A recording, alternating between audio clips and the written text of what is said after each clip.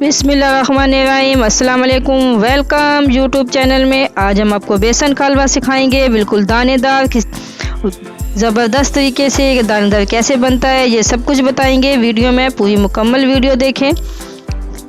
चलिए शुरू करते हैं। जल्दी से हमारे चैनल को सब्सक्राइब कर लें। ये 1 कप के करीब मैंने चीनी ली है।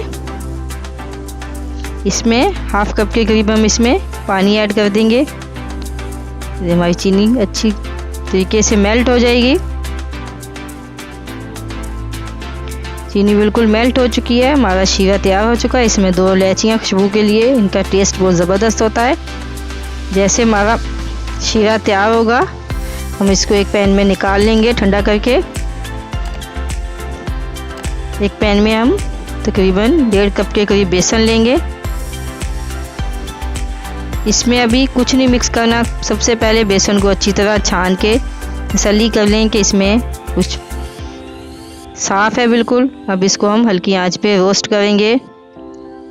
जैसे इसकी हल्की सी खुशबू आने लगेगी, ये देखें रोस्ट हो चुका है। अब हम इसमें हाफ कप के करीब घी ऐड कर देंगे और इसको अच्छी तरह भुनेंगे।